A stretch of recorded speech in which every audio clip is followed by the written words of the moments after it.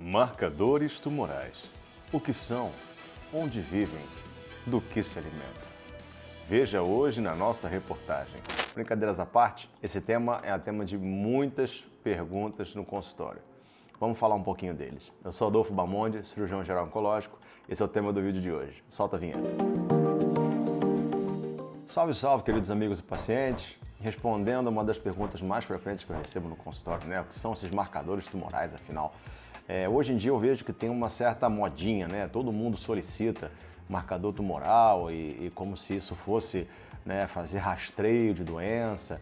Enfim, são pouquíssimos os marcadores tumorais que têm essa capacidade, tá? Não é um tipo de exame para você sair pedindo aí para todo mundo por qualquer motivo, tá? Vamos dar uma esclarecida sobre o que é e como isso funciona, tá ok? Bom, começando do básico, o que são marcadores tumorais? Marcadores tumorais são, em sua grande maioria, quase totalidade, proteínas. Bom, esses marcadores eles podem ser dosados, né, em qualquer tipo de fluido corporal, mas na sua grande maioria vão ser dosados no sangue, mas também podem ser dosados na urina, no líquido cefalorraquidiano, que é o líquor, etc. Tá? Então, normalmente são dosados nos fluidos corporais. Bom, e onde são produzidos esses marcadores? Então vamos lá. Os marcadores tumorais são substâncias produzidas pelas células tumorais, pelas células sadias ou pelas células sadias em resposta às células tumorais. Mas na sua grande maioria, tá, os marcadores tumorais, eles são produzidos, mesmo que em baixíssimas quantidades, por células sadias. Aí você pode perguntar, o marcador tumoral ele só pode ser dosado em fluidos corporais? Não.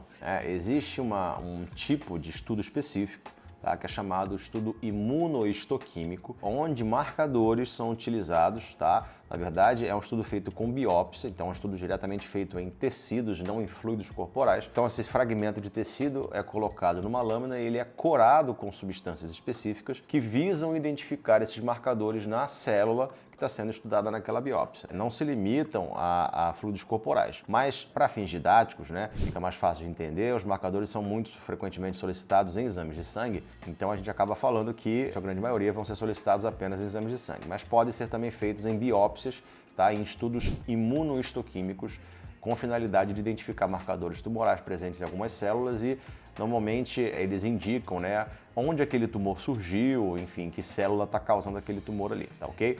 Então, tecidos também podem ser estudados para identificação de marcadores tumorais. Então, eu poderia utilizar qualquer substância, qualquer proteína dosada no sangue como um marcador tumoral? Não, tá? Uma substância, para ser utilizada como marcador tumoral, ela precisa ter algumas propriedades aqui que são específicas de um marcador tumoral ideal. Também falando nisso, nenhum marcador tumoral é perfeito, tá? Todos eles têm suas falhas ali, suas particularidades que não vão torná-lo a melhor substância do mundo a ser dosada para poder responder de forma fidedigna à evolução daquele caso. Então, assim, quais são as características de um marcador tumoral ideal? Ele tem que ser específico de um determinado tumor. Então, um marcador tumoral que pode aumentar sua concentração no sangue para 5, 6 tipos de tumor diferentes, ele não vai ter tanta aplicabilidade assim. O ideal é que ele seja cada vez mais específico de determinado tumor, tá ok? Quanto mais específico ele for, melhor. Ele tem que ser detectável em vários tipos de métodos diferentes. Então, se é um marcador tumoral que só pode ser dosado num tipo de aparelho específico, com um preparo específico, fica muito difícil utilizar em larga escala para a população. Então tem que ser um exame acessível, né, que possa ser utilizado em diversas máquinas diferentes, dosados em diversos métodos diferentes. Essa substância, para poder ser utilizada de marcador, ela tem que ter um nível elevado em relação à população saudável. Se estamos falando de um paciente que tem câncer e está sendo utilizado um marcador específico, né, para acompanhar aquele câncer, esse marcador ele precisa estar aumentado em relação à população saudável. Então, se o marcador está aumentado na pessoa que não tem câncer e na pessoa que tem câncer, ele não tem como ser utilizado, tá ok? Então, ele precisa, além disso tudo, estar aumentado na concentração sanguínea em relação à população saudável. Essa substância também tem que ter relação com o volume de doença, ou seja, quanto maior a extensão da doença tumoral, maior deve ser a sua concentração no sangue. Tá? Essa relação ela faz todo sentido, né? Se essa substância ela é produzida pelo tumor ou pela célula sadia em resposta ao tumor, quanto maior o volume de tumor presente, né, quanto maior a extensão da doença, maior seria essa concentração no sangue. tá ok? Então essas são as características de um marcador tumoral ideal, tá bom? E para que esses marcadores podem ser utilizados? Quais são as finalidades, né, que eles são utilizados? Bom, o screening, né, ou o rastreamento, é uma das utilidades. Então você vai pegar uma população saudável, ou até mesmo uma população que é suscetível, mas está assintomática, ela está assintomática para aquele tipo de tumor, e você vai fazer a dosagem desse marcador tumoral visando identificar algum paciente ali que possa estar com ele elevado e fazer uma pesquisa mais específica, né? Qual a ideia do rastreamento? É você pegar o tumor nas suas fases mais iniciais e aumentar a chance de cura desse paciente, tá ok? Então, uma das funções que você pode utilizar o marcador tumoral é o screening, né, ou rastreamento. Um exemplo disso é o PSA, que é utilizado para fazer rastreamento do câncer de próstata. Outros marcadores, por exemplo, como o CEA, que é o antígeno carcinoembrionário, ele não é utilizado como rastreio, tá ok? Então, pouquíssimos são os marcadores utilizados para fazer rastreamento. O PSA é um deles. Outra utilização, diagnóstico, tá? E que fica uma coisa muito clara aqui, o marcador tumoral, ele nunca é utilizado sozinho para diagnóstico, tá? O paciente ele tem que ter exames de imagem que corroborem o quadro total do paciente.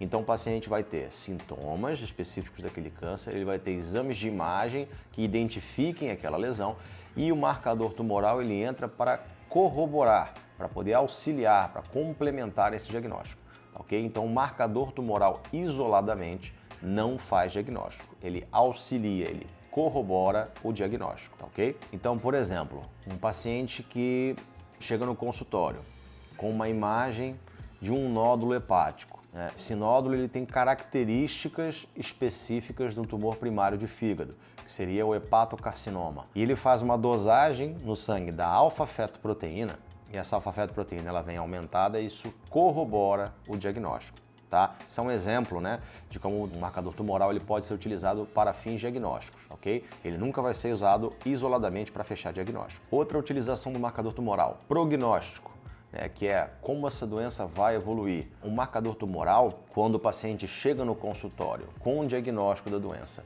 e os níveis de marcador tumoral estão muito elevados, isso fala a favor, né, já que esse marcador ele vai ter relação com o volume de doença, né? Então, se ele vem com níveis muito elevados, provavelmente ele vai ter uma doença mais avançada e isso fala a favor de um mau prognóstico. Isso não quer dizer que 100% dos casos com dosagens muito elevadas vão ter um prognóstico ruim, mas a maioria vai corresponder dessa forma, tá ok? Então o marcador tumoral também pode ter uma aplicabilidade em relação ao prognóstico da doença. Um caso clássico disso é o CEA, né, que é o antígeno carcinoembrionário. Pacientes diagnosticados com tumor coloretal que tem um nível de CEA maior que 10, pacientes têm uma tendência de ter um prognóstico pior que pacientes que têm esse nível de CEA no sangue menor que 10. Outra aplicação, por exemplo, monitoramento de pacientes em tratamento. Pacientes, por exemplo, que já têm doença metastática, né, e estão fazendo quimioterapia como tratamento. Você quer saber se essa quimioterapia está dando algum resultado. Então você pode fazer a dosagem seriada, né, desse marcador tumoral nos exames de sangue para poder avaliar se de fato esse paciente está tendo resposta, né? Então, é um paciente que chegou, vamos dar um exemplo, com um marcador tumoral ali em torno de 50, ele começou a quimioterapia, a tendência é que isso caia para valores cada vez menores, né, em resposta a essa quimioterapia. Se durante a quimioterapia esse marcador ele aumenta, isso fala a favor de uma não resposta. Então o monitoramento do paciente durante um tratamento específico também pode ser utilizado o marcador tumoral. E por fim, a gente pode utilizar um marcador tumoral para fazer o follow-up, né, ou o segmento oncológico daquele paciente. Então você pega o paciente, termina o tratamento do câncer, tá? E ao final desse tratamento o paciente vai fazer o acompanhamento. E o marcador tumoral ele pode ser utilizado na pesquisa da recidiva, que é quando o tumor volta. Por exemplo, o próprio antígeno carcinoembrionário ou o PSA também pode ser utilizado para essa finalidade. Um paciente que havia tratado, né, os níveis haviam normalizado. No acompanhamento ali 2, 3 anos depois, esses níveis voltam a subir. Esse paciente pode estar tendo uma recidiva desse câncer. Esse câncer pode estar voltando. O segmento oncológico é uma outra aplicabilidade do marcador tumoral. E agora, para fins um pouco mais didáticos / acadêmicos, né, a gente pode citar a classificação desses marcadores tumorais. Então, como é que eles vão se classificar? Tá? A gente tem os antígenos oncofetais, que basicamente são a alfa-fetoproteína e o antígeno cársino embrionário. Antígenos oncofetais são antígenos que são produzidos em grande quantidade durante a nossa vida como feto, num corpo que está em construção e crescimento ali no ventre materno. Então, a princípio, essas proteínas, elas têm que parar seu crescimento ou diminuir drasticamente a sua produção após o nascimento, tá ok? A alfa-fetoproteína e o antígeno cársino embrionário, eles são esses antígenos oncofetais que, em teoria, não devem ser produzidos mais na vida adulta. Então, eles podem ser utilizados para poder fazer acompanhamento. A alfa-fetoproteína, no caso, é utilizada para o hepatocarcinoma e o antígeno cársino embrionário, que é o CEA, ele pode ser utilizado principalmente para tumores de reto, mas também pode estar presente, né, em tumores de pulmão e de mama. Outra classificação são os antígenos de carboidratos ou antígenos de câncer, né, que alguns costumam falar, que são os famosos CA com algum número depois. Então, você tem o CA125, que é um marcador utilizado para o tumor de ovário. Tá? Você tem um marcador, o CA199, 19.9, que é utilizado para câncer de pâncreas e vias biliares, e o CA15-3. Então, o antígeno de carboidrato, né, ele vem dessa sigla CA, ele vai ter também uma aplicabilidade para esses tipos de tumor. Outra classificação são hormônios. Sim, hormônios podem ser utilizados como marcadores tumorais. Por exemplo, a insulina, né, é uma proteína que é produzida pelas células beta, né, das ilhotas de Langerhans do pâncreas. Pacientes saudáveis produzem insulina, tá? Mas pacientes que têm um tumor produtor de insulina, no caso um insulinoma, né, eles podem ter essa produção aumentada e essa dosagem faria sentido dentro desse contexto. O beta-HCG, por exemplo, que é produzido em gestantes, ele pode ser também utilizado para poder acompanhar as neoplasias trofoblásticas gestacionais. No caso, a mole datiforme, né, o coriocarcinoma. Por exemplo, a calcitonina, que é outro hormônio que é produzido pelas células medulares da tireoide, ela pode ser utilizada para acompanhamento do carcinoma medular da tireoide, ok? Outros hormônios também, você tem serotonina, né, o ACTH, enfim, hormônios podem ser utilizados como marcadores tumorais para tumores específicos. Outros tipos de marcadores, as enzimas, por exemplo, podem ser utilizadas como marcadores tumorais. Né? Um exemplo disso, por exemplo, é a fosfatase ácida prostática, que é utilizada no câncer de próstata. Outra enzima que pode ser utilizada é a lactato desidrogenase, que é o LDH, que é utilizada, que também é não específica, né? Mas pode ser utilizada para avaliação prognóstica em alguns sarcomas, por exemplo. Bom, se você gostou desse vídeo, não esquece de clicar no like, se inscrever no canal, tá? Clicar no sininho para ativar as notificações. Isso é muito importante para o YouTube entender a relevância do nosso vídeo.